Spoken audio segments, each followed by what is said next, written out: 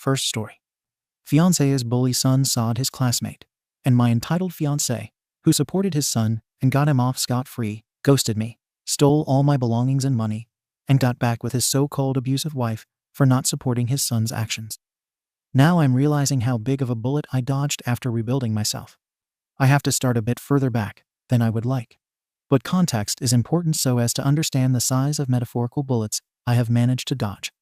While this tale does contain some small references to military activities, I've avoided all official lingo, as it's just easier for most to understand in layman's terms. I know the proper terminology, but it's not really relevant. The star of our show, the entitled parent incarnate, is former military, so maybe it's also a bit petty since it'll irritate him if he ever reads this.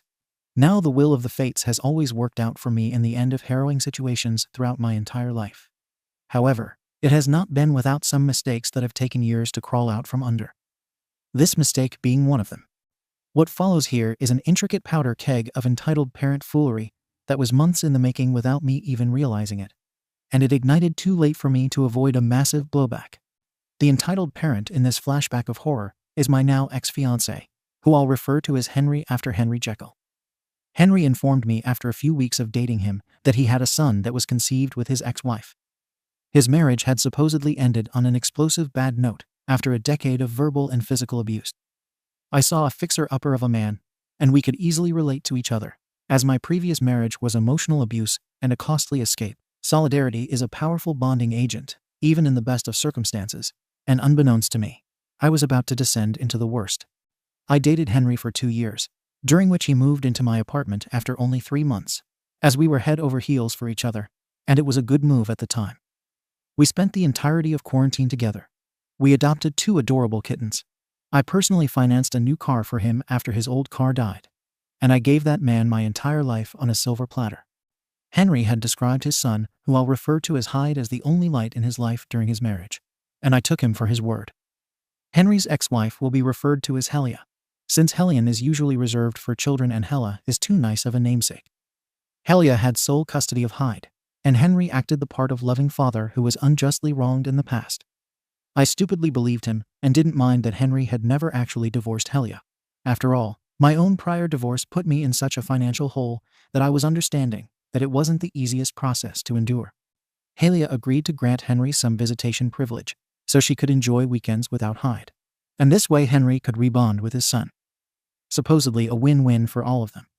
I was supportive and happily offered to make Hyde as comfortable as possible should he spend weekends over. When Hyde came over to visit, I immediately noticed that he was a very needy 10-year-old boy of the NTH degree. This child had textbook abuse behavioral signs. I would know. My entire childhood was filled with trauma, and I've been in therapy over a decade. Yay! I empathized with Hyde in that I understood where some of his attention-seeking behaviors stemmed from, but didn't enjoy time with him much as it left me drained and lifeless afterward. Henry assured me that Hyde was a good kid with a good head on his shoulders, but I quickly realized that even if this was the case, which it sometimes appeared to be, Henry did not want to be a parent. Henry loved being a dad, especially a weekends-only dad, but not a parent. Henry wanted someone who was happy with him all the time, who didn't see him as the flawed human he is, and Hyde was perfect for this fallacy. Hyde got everything his heart desired when Henry acquired permission to have Hyde sleep over at my apartment. During these visits, I did my absolute best to cater to Hyde's conversations, bragging, and appetite, but it strained me a bit being in a 1-bedroom apartment with essentially 2 children to babysit. Henry was irresponsible at best, self-destructive at worst, and I would frequently have to cater to 2 bottomless pits of needs when his son would engage. Hyde was a sore loser in every game I entertained him with, and would always assume he knew more than me about everything. Henry's words were gospel, and mine were newspaper trash in comparison. I learned that this is due to Hyde having zero respect for women. Much too late to be of any help to this kid. Having to share such a small space with these children motivated me to begin a house purchase search. After months of effort proved fruitless, Henry suggested I look into military service, as the VA home loan can be quite decent. Henry's credit was too poor to get a loan for tomatoes, let alone a house, so the task fell to me. I was dumb and in love, so I figured it was worth looking into. I'm a stubborn stick in the mud on a bad day, and on a good day, I will find ways to accomplish Herculean tasks in any way possible. So this was a goal I agreed with. After a lot of trials and errors, I wound up enlisting in the U.S. Navy Reserves, so I could get my butt back home ASAP and get us that house we wanted. I've done much worse for less, so bring it on boot camp. I'm going to get us a house. Henry accepted a very lucrative job promotion out of state that was due to start the day that I would ship out for training. We lamented the poor timing, but resolved to make the most of it and start a new chapter in our lives. Henry was tasked with uprooting our living space to be closer to his new job, and the fuses to our powder kegs started to twine together. Initially, Henry had moved into my apartment with not much other than the clothes on his back and a handful of weed. Every item in our shared living space was purchased by yours truly, and Henry had assimilated into my apartment without so much as having to buy a spare coffee mug. Henry had never had to move before, and was a bit intimidated by the task assigned to him. I had 1 month of time before I was due to fly away for basic training, after which I was supposed to be gone for 8 months total of provided military training. Basic was to be 2 of those months.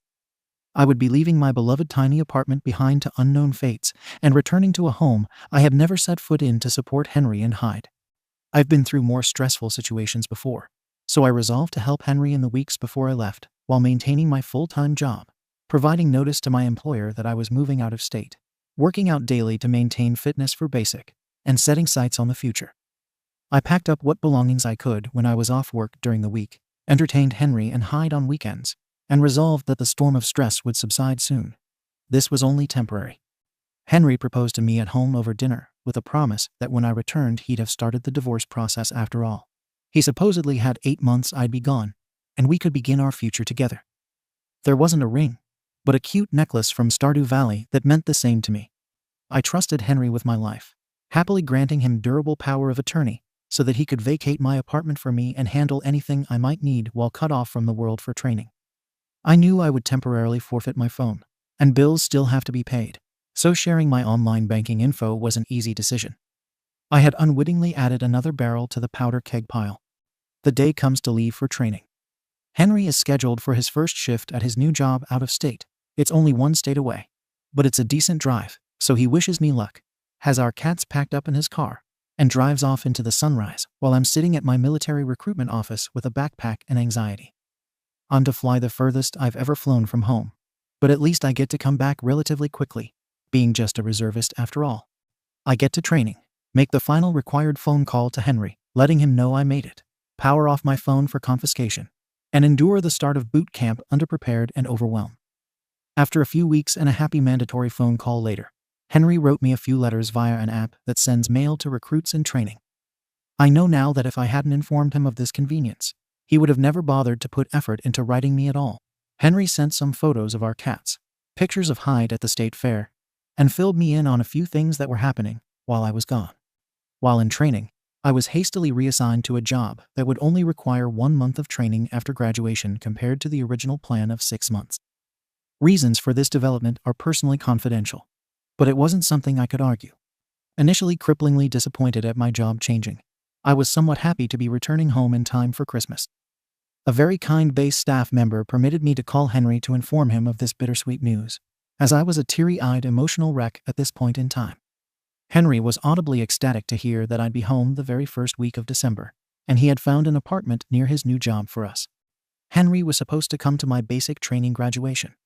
He was informed of the date via a letter sent out the very first week I was in training, but failed to plan something 2 months in advance. I was disheartened that nobody would be there to congratulate me for this small milestone. But it was okay. I had a new home waiting for me, and that was motivation enough. I asked to borrow a phone from a fellow graduate's mom after the event, and she obliged so I could inform Henry to expect open communication in a few short days when I would be sent off to my training school. I enjoyed my first weekend off base and felt like life was finally going to calm down. Unbeknownst to me, Henry, Hyde, and Helia were fumbling with a box of matches next to our powder kegs. Henry and I texted back and forth every day when I got to my training school. Phone calls were exchanged, plans made for the future, concert tickets purchased for the following year, etc. However, all was not well in communicating. Henry informed me that Hyde had sawed a fellow schoolmate. This was our countdown to the apocalypse, and I didn't realize it. Hyde had hit, groped, and screamed at a poor female student at his school. Remember, Hyde is 10 years old to suck his balls after smacking her arse and trying to grab her chest. Hyde did this in passing period with other students present, after rubbing his hands together like a cartoon supervillain. Henry informed me of these details as he witnessed the school security camera footage. Henry sounded like a slightly disappointed dad, but there wasn't genuine anger at his son for the severity of behavior displayed. Henry had successfully persuaded school administration to not suspend his son, and the assaulted girl's parents put their daughter into therapy as Hyde received no punishment other than some yard work at Henry's parents' house. Henry somehow convinced the poor girl's parents not to press charges against Hyde. I was livid. How could Henry's son ever think this behavior was okay? As a survivor of SAW, I couldn't fathom a child willingly doing that to another peer without having a few screws loose. I informed Henry that I hoped the other parents were going to press charges since Hyde's response when asked why he did it was that he thought it'd be funny. Henry was audibly upset and ranted that it wouldn't do his son any good to be labeled a sex offender, and these kinds of stupid consequences wouldn't help him since he's just a child. Henry informed me that Helia agreed with him, and that he couldn't believe I sided with the poor schoolgirl's parents in wanting to mindlessly persecute his innocent son, Hyde. I was flabbergasted that Henry's behavior had flipped so strongly into defending Hyde, even after the security camera footage. Hyde maliciously assaulted a female classmate, needlessly traumatized her, and was getting yard work as a consequence. I resolved that I wasn't Hyde's mother, but when I returned home, I'd see where the situation had developed.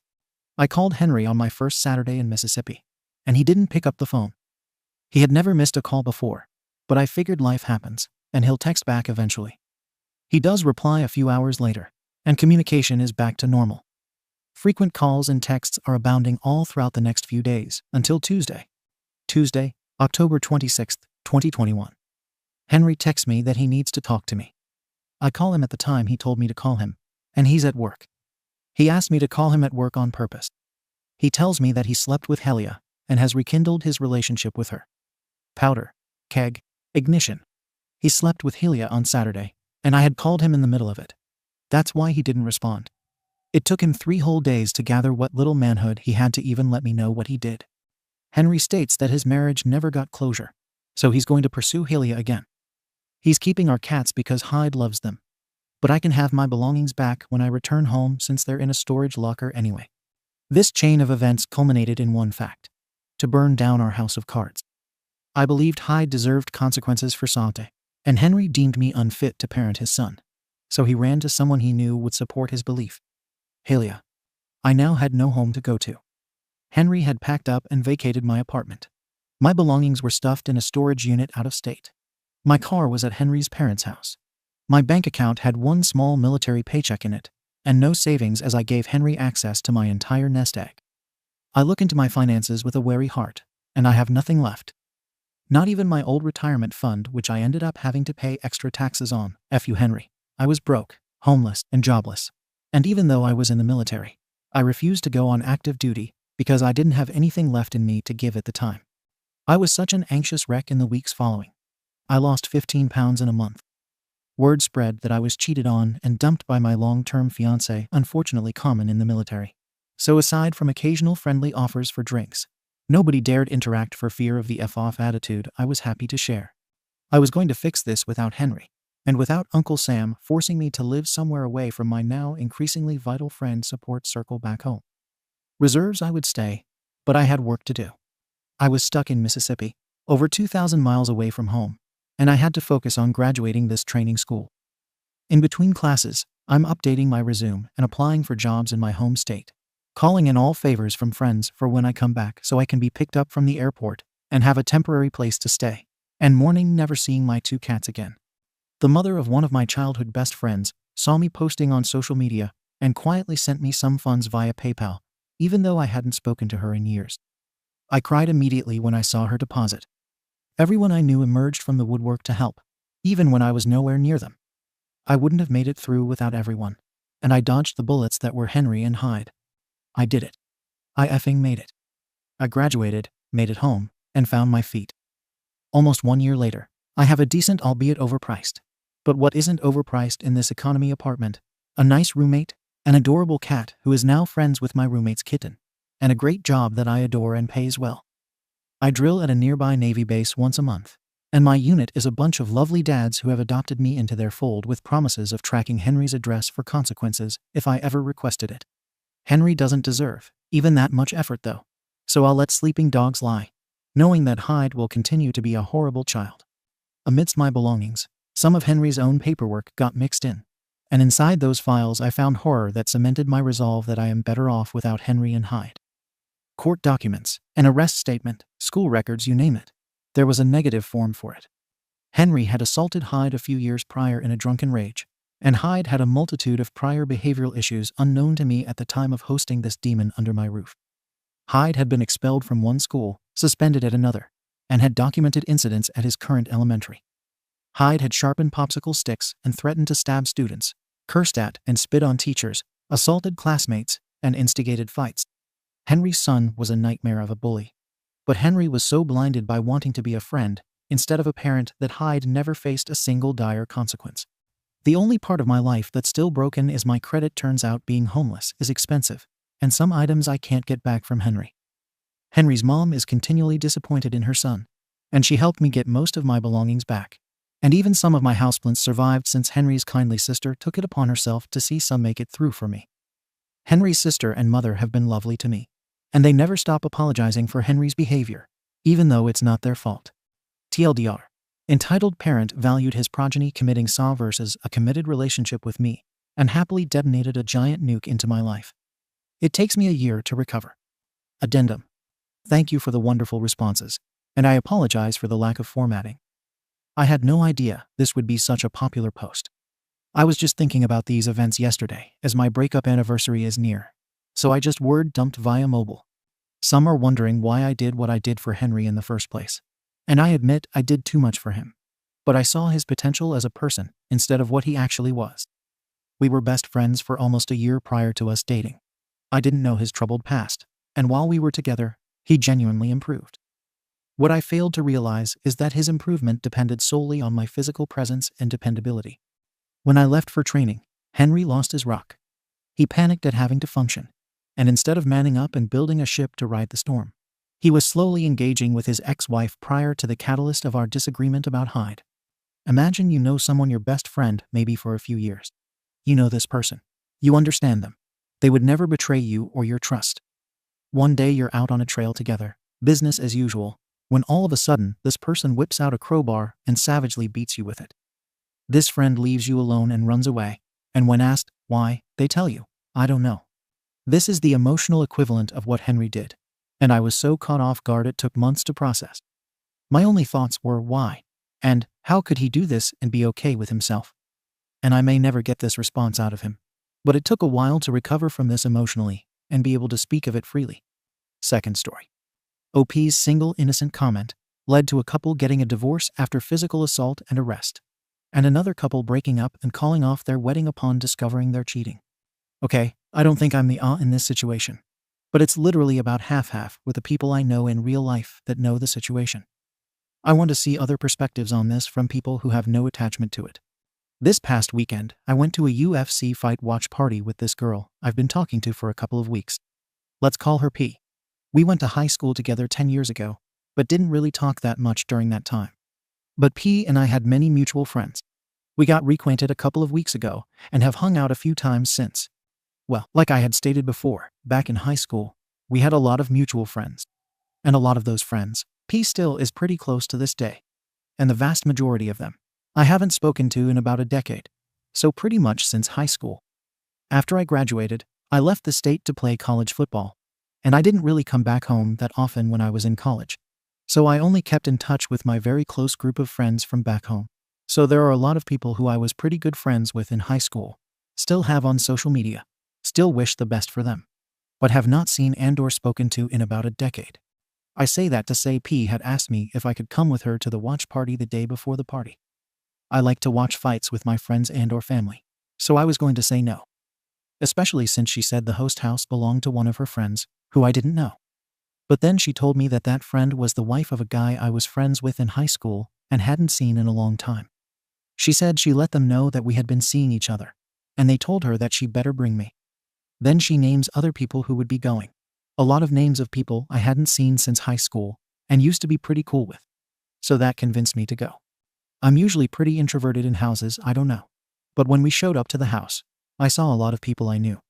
So since I was familiar with a lot of them, that introverted feeling immediately went away, and I felt really comfortable and really enjoyed watching the fight with them, drinking, and catching up. The night was going really well. I was having fun. P is having fun. All vibes are good, until the incident. I was inside the house, having a conversation. Then I noticed P was outside amongst a group of people out there sitting and talking. So I decided to go join. I walk out there and grab a chair. They are in the middle of a conversation, but I'm not even paying attention to what they are saying. I am just paying attention to grabbing the chair and placing it next to P so I can sit. There's about 15 people in this circle. I only knew about maybe half of the people in this group. As I'm about to sit down, the first words that I actually hear in this conversation were someone saying something like, "Don't worry. Most male strippers are homosexual." I did not know any of the context of the conversation. But when I heard that, I instantly responded with something like, "No, they are not. They be having sex with so many of the girls." After saying that, I instantly went into why I know this. I have an older brother who is 5 years older. He had a best friend who was a really muscular dude who did male stripping for a little after they graduated high school. Let's call him M. M was a pretty popular male stripper, from what I heard. I know he was once featured in a pretty popular magazine. He was well known in my city, even before the stripping. M went to my high school too, but before I went there. And I didn't think anyone there would know who he is besides a guy that was there who I was close to in high school. Let's call him X. X came over to my house a lot back in high school, and he met M a couple of times. Well, M did a lot of bachelorette parties, and he would always tell me about it. And sometimes X was there. M often said that if he ever got married, his girl would never be allowed to have male strippers at her bachelorette party. M said that at least 85% of the parties he does, the bride-to-be cheats, often with multiple men. M said it was really rare that the bride-to-be didn't cheat to at least some degree, and he had proof of these claims with pictures and videos on his phone, and would not hesitate to show us. He said because of that, he would never allow it because he knows how it goes. I explained all of this to the group, and even had X come outside to confirm that that's what M told us and showed us proof. After I finished talking, it was quiet for a moment, and about 3 people walked off, none of whom I knew personally, and it suddenly felt awkward. I didn't understand. Then P started telling me that prior to me sitting down, they were trying to make one of the guys in the circle feel better. Let's call the guy H. H was going to get married the next month. He and his fiancée were going to do their bachelorette parties a week apart. H's fiancée was currently on her bachelorette weekend in another city, and H was aware that they were going to have male strippers come to their Airbnb at some point. H had told them that initially he didn't care and wanted her to enjoy it, but had started becoming insecure about it. So the group was in the middle of trying to comfort him prior to me sitting down. I was not aware of any of this until after. I felt a little bad, but I also felt like I didn't tell a lie. Everything I said was from a direct source that lived it. But I do get I shouldn't have said it right there, and I most likely wouldn't have if I knew the context of the conversation prior to sitting down. H was one of the 3 people who left the group after I spoke about what M told me and X. The other 2 people that walked off, I didn't know them. It was a couple, and they are older than me. Well, it turns out they also attended my high school and are about 6 years older. And we have been together since high school and got married shortly after. Both of them knew who M was. It turns out the girl had a bachelorette party with male strippers coming to a house for her, and M was one of them. And her man knew that he was one of the strippers, and at the time found it funny because they didn't think one of the strippers would be someone they went to school with. Apparently at the time they both laughed about it. And the girl claimed she didn't get a dance from him because when he tried, she couldn't stop laughing. Well, after hearing what I said, apparently the dude got angry. Especially since I said M often provided proof to those claims and had shown me an X. So that couple walked off and started arguing inside. I could see that they were arguing through the glass door, but we didn't know it was because of what I said initially.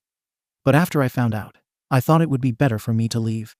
And it was already getting late, so me and P left. She was mad at me and told me I shouldn't have said all that. After that night, I asked about 12 of the people that were there individually if they thought I was in this situation. I asked both men and women. It's literally split in half. Some say yes, others say no. And some of the people who I didn't know there are pretty angry at me, including all 3 that walked off. And to make matters worse, I spoke to M about what happened. I hadn't talked to him for a long time. He lives outside of the state, but I have him on social media. I told him the story, knowing he would find it funny. After I told her, M said he knew who the woman was. He said he only did one bachelorette party for someone he went to high school with. He proceeds to say her name correctly and describe her correctly, and then gives me details about that party. She clearly lied to her husband, and definitely contributed to that 85% stat. He even said he might still have video of that night on an old phone. But I'm not going to say anything about it anymore. I do not want to get involved. I don't know either of them and have no obligation to interfere in that relationship at all. Especially more than I already have. So am I the in this situation? How would y'all have handled this? Edit. The reason I said 2 relationships is because apparently H was really impacted by what I said. And also apparently heard some suspicious things about the trip. What he saw or heard, I do not know. P was the one telling me, and she didn't know either. And due to this, the wedding might be off. Some of them think I made him paranoid and to blame for this. Comments. U/fabulous_anxiety_813. NTA. I thought that the male stripper stuff was pretty common knowledge, TBH. Comments from OP about the husband. I thought about telling him, but decided not to. I don't have physical proof. I might be able to get it, but I wouldn't do all that. Especially for some people I don't know at all and will probably not see again. So I'm just staying out of it. If he finds out, he finds out. If not, let them go about their marriage. Comments from OP about the male stripper he knows. Yeah, I agree. M told us multiple times that it was rare that the bride-to-be didn't cheat to some degree. He said they didn't always have SX with one of the strippers. That they would have SX, but some would only do oral, some would only let oral be performed on them, some would only make out, and some would only jerk them. But any one of those things is cheating on my eyes. I don't care if you only did it for 2 seconds. All that is cheating. He said it was very rare that she didn't do something. He also said sometimes they would do everything, and after they finished, they would snap back into reality and start crying and stuff because they realized now what they just did. All that was really eye-opening to me when he was telling me. He not only told me, but showed me multiple examples of everything he said. They were always recording. I would never let my fiancé get male strippers. Update. Not going to lie. I was not planning on doing an update on this story. Was not really looking to tell a story. Just wanted other perspectives. But a lot of people asked for it. And yeah, it gets pretty dark. But I'll still tell it. Trigger warning. Well, I actually have an update on both of these couples. Both are bad. But I'll start with the lighter one first. H did end up calling off the wedding. So apparently the stuff I said about the male strippers did really mess with his head and made him start digging for stuff. I guess he went through his girlfriend's phone without her knowing when she got back from her weekend, which apparently prior to this is something he has never done. His girl had a second Snapchat account that he didn't know about. Guess she didn't log out of it before H went through it. Apparently the only chat on it was a group chat with her friends. But on that snap, she had a bunch of older X tapes saved. And she had a bunch of videos saved in the group chat from their weekend. And the videos showed her not only hooking up with a male stripper, but also had her hooking up with at least 2 other men during bachelorette party weekend. Apparently, he also was able to read chats where she said something along the lines of her feeling bad about how crazy she went that weekend. But she is glad she got to get her last urges out, and is now ready to settle into her married life. He called off the wedding and all that. So in this case, I'm glad Duke heard what I said because I saved him. His girl went to another city and really got her SHT off. So good thing he caught that before making it official. Now to the married couple. I didn't name them last time, but I will here just to tell the story better. I know some of y'all didn't like the letters for names, so I'll name them John and Amy, not their real names. So the night from the original post where I told the story, I know some said that I should have read the room and all that. Not only was it hard because it was dark out and I had been drinking, but I also had people there asking questions and giving input in the middle of telling it. So I didn't get an indication about me doing too much at the time. John was one of the people who asked me a couple of questions. So John and Amy were lapped up when they were sitting out there. Amy is sitting on John, of course. Apparently, when I started going into describing M in the middle of my story, and I said his real life name, John felt Amy start to tense up and feel uncomfortable. M's real name is pretty unique. In America, at least. I've never seen anyone else with that name. So when I said it, it was very clear who I was talking about. And like I said, they went to high school with him, and both knew who he was, which I knew nothing of at that point. And John knew Amy had M as a male stripper at her party.